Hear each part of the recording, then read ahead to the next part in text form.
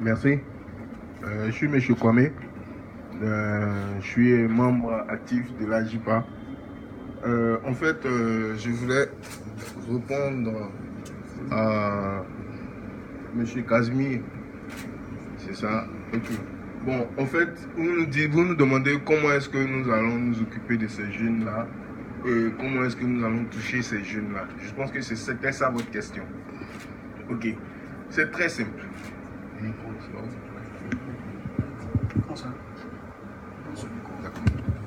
Allô, c'est bon, ok. Merci.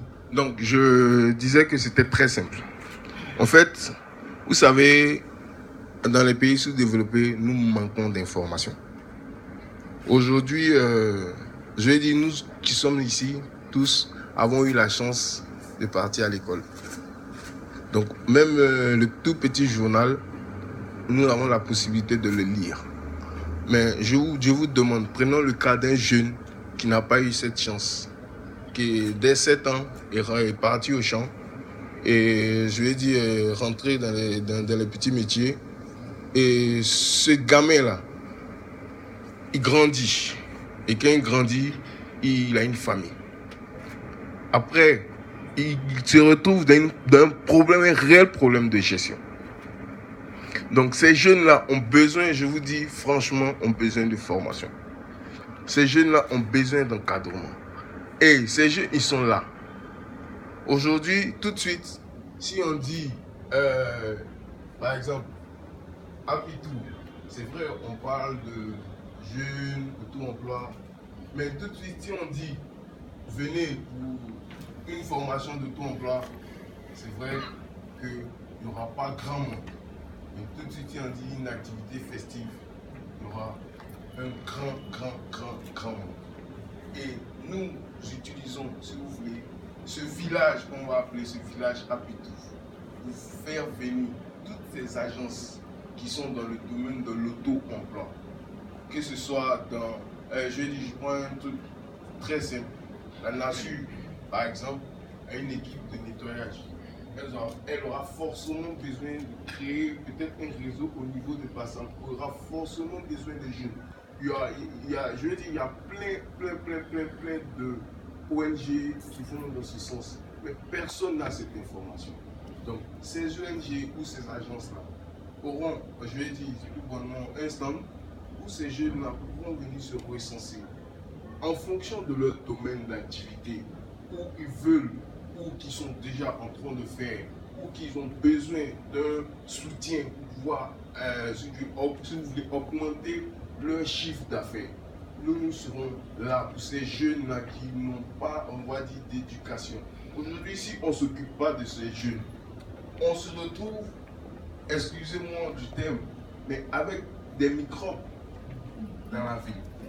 Donc, aujourd'hui, on va dire, ce phénomène-là est quasiment seulement à Abidjan. Et quand il sera dans toutes les autres villes, on regarde aussi le problème que vous trouvez avec des jeunes gens qui vont prendre les enfants des gens. Tout ça, c'est parce qu'il y a un manque d'argent. Les gens ont besoin de se suffire. Si tu ne te suffis pas, s'il n'y a pas l'argent, tu es obligé de te mettre dans ce genre d'histoire pour pouvoir au moins avoir quelque chose pour nourrir ta propre famille. Et je reviens sur le cas de Bouba. On considère que ce monsieur-là, vous ne pouvez pas imaginer que ce monsieur-là avait un enfant. Non, c'est vraiment un peu délicat. Donc, donnons-nous le temps de pouvoir permettre. Ces jeunes, ils sont déjà là.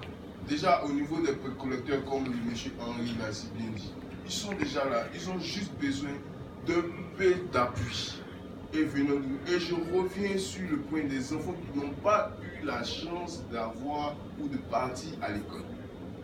Donc franchement, ça devient un problème pour eux. Ils ne savent pas qu'il faut mettre l'argent en banque, ils ne savent pas qu'il faut payer les impôts, ils ne savent pas qu'eux-mêmes, il y a par exemple comment on appelle ça, maladie universelle. L'assurance maladie universelle, autant pour moi. Certains même ne savent même pas.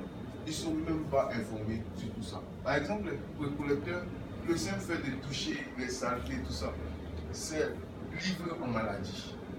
Donc nous, on aura eu au moins à les aider, même ne serait-ce que leur donner des gants, des bottes, certaines choses qui vont leur permettre au moins de pouvoir partager aussi le bonheur avec eux. C'est un peu ça, si vous voulez, je pouvais répondre à Moshikali. J'espère que j'ai été clair. Ok, j'ai une histoire à raconter. J'étais environ de 21 h 22 h sur le latri. Et j'ai un groupe de jeunes qui m'a arrêté. Ils avaient des machettes. Et du coup, ils m'ont reconnu. Ils m'ont dit, oh, c'est maestro. On ne peut rien faire le vieux. Mais pardon, on veut travailler. Et cette phrase-là m'a touché tellement. J'étais sensible envers ces jeunes-là. Donc j'imaginais un peu, si je n'avais pas un peu de nom pour être célèbre, qu'est-ce qui allait arriver là? Du coup, ils ont pensé à ma célébrité, à ce qu'il a apporté pour la Côte d'Ivoire, sur le plan sportif. Et quand ils pensent à ça, ils pensent que notre association, ce n'est pas de créer les emplois, c'est aider ces jeunes-là à pouvoir travailler. Parce qu'il y a un fleu qui est visible. Le ventre en Libye, ça touche tous les Africains. Et le président Biden a dit, Africa is the future. Si le même État africain ne puisse pas aider notre jeune, c'est dommage. Et moi, j'ai la chance de beaucoup voyager. Mon histoire est fascinante parce que je suis né à Djamé, j'ai grandi avec Pougon, et j'ai eu l'opportunité de croiser un monsieur qui a changé ma vie, Jamadjou. J'ai joué mieux pied avec Pougon, pas de chaussures. Et cette opportunité-là, je l'ai saisie. C'est que nous maintenant voulons montrer à ces jeunes-là, on donne l'opportunité et prenez-la en charge. Vouloir c'est pouvoir. Merci beaucoup.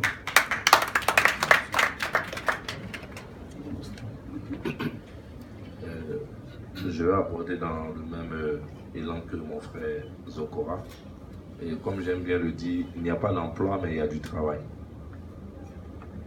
Parce qu'aujourd'hui, nous, à Vélo, on a pu développer un partenariat avec la Poste de Côte d'Ivoire qui s'appelle Vélo Livraison, qui consiste à donner 50 emplois par commune dans toutes les villes où la Poste est représentée. Donc ça peut être aussi un soutien à Pitou, donner la possibilité à des jeunes de faire de la livraison à vélo. Voilà. Et l'avantage du vélo, on n'a pas besoin d'avoir un bachelor ou d'avoir le permis de conduire. Il faut savoir juste lire et écrire, d'où la formation. Et nous avons aussi un partenariat qui est en cours avec la mairie de Bassam qui s'appelle le Vélo Tourisme. Former des jeunes comme des managers du tourisme et qui feront désormais du tourisme à Bassam à vélo. Donc il n'y a pas de travail, mais il y a de l'emploi. Et comme j'aime aussi bien le dire, la première source de financement d'un projet, ce n'est pas forcément des entités financières, mais c'est le capital humain.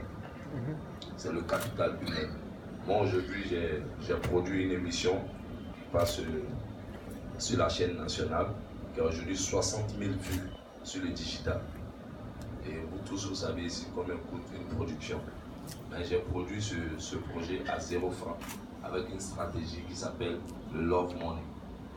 Le Love Money, c'est une stratégie où chacun de nous contribue à un projet, comme Zokora est en train de le faire. Le fait d'associer son image à ce projet, parce que l'image est un capital. Ça va donner de la notoriété à ce projet, ça va donner du sérieux, ça va permettre à d'autres personnes de s'investir, tant financièrement ou associer leur image. Je vous donne un exemple. Quand j'ai lancé le projet Tous au transport vert, qui consiste à faire des interviews à vélo, j'ai la chance, par mon métier, de connaître Didier Drogba. J'aurais pu dire à Didier, le projet en lui-même coûte 30 millions d'euros. Il allait me donner peut-être ou pas. Mais j'ai inversé la donne. J'ai demandé seulement à Didier d'associer son image au projet. Et Didier a associé son image au projet. Et après Didier, j'ai eu 30 personnalités qui ont associé leur image à ce projet. Donc pour dire que l'image est un capital. Et comment, et quel est le business model que nous avons trouvé derrière? On s'est dit, bon, aujourd'hui nous avons une visibilité, nous avons 60 000 vues sur le digital, c'est un capital. C'est parce que Didier a associé son image que quand on allait voir l'ambassade de France, il a dit, ah, Didier Drogba a associé son image. L'ambassade de France a associé son image. Aujourd'hui, on a la possibilité, grâce à ce projet, de faire le tour du monde. Mais le business model derrière, c'est quoi? On dit, bon, aujourd'hui, l'image, le projet a une certaine notoriété. Donc, toute personne qui veut associer son image au projet doit faire un don. Mais le don en nature doit offrir au moins 3 vélos. Mais c'est parce qu'on est parti de quelque part qu'aujourd'hui on a la possibilité de dire, pour assurer ton image, je fais un don. Mais quand la personnalité nous donne les 3 vélos, on dit seulement, on parle toujours du love money, on dit seulement aux fournisseurs de vélos, comme nous, on n'est pas commercial dans votre entité, vous devez produire les capsules. Et quand le fournisseur produit la capsule, la personnalité, dès qu'elle finit de faire du vélo, on lui offre un vélo. Et il reste un vélo. Et l'autre vélo qui reste, nous offrons à une jeune fille en zone rurale pour avoir une mobilité pour aller à l'école. C'est tout ça à Pitou. Et pour finir, j'ai un message que j'aimerais véhiculer. Toutes les personnalités ou les leaders qui ont réussi dans ce monde, ils avaient 2 choses en commun. Le silence et le sourire. Parce que le silence t'évite les problèmes et le sourire t'ouvre les portes. Raison pour laquelle j'ai décidé d'associer mon image à cet événement. Quand j'ai vu Happy, on a beaucoup de sourires à donner. On peut partager par le love monde. Je vous remercie. Merci encore, Nicole.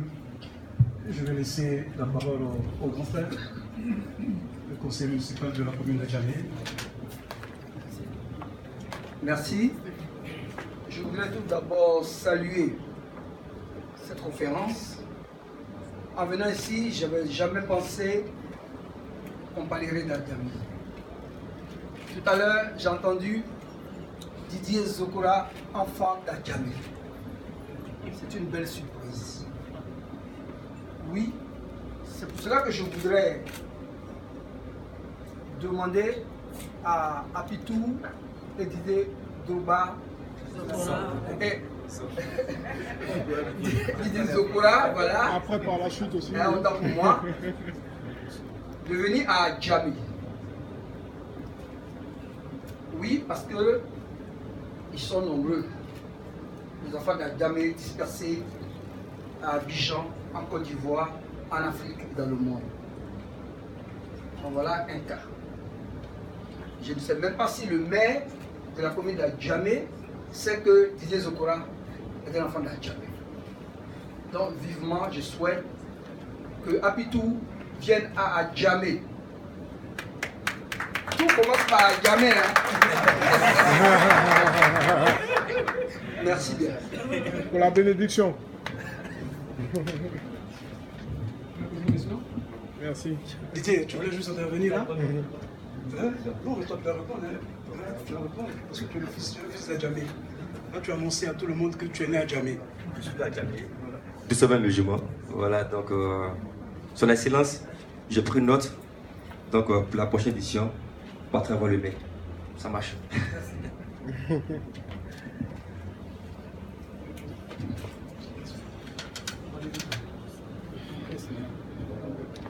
Bonjour, monsieur. Bonjour au président de l'association de la jeunesse, de l'emploi et de l'auto-emploi. Bonjour à monsieur l'ambassadeur. Au fait, moi, ce que j'ai à dire, c'est encourager l'initiative parce que aujourd'hui, la musique et le sport font partie aujourd'hui du PIB parce que je veux prendre l'exemple du fait que le musicien de Magic System ou bien la choriste d'Alpha Blondy ou la danseuse de Serge Benoît et Arafat, leurs revenus mensuels n'ont rien envié au salaire d'un fonctionnaire pas plus vite.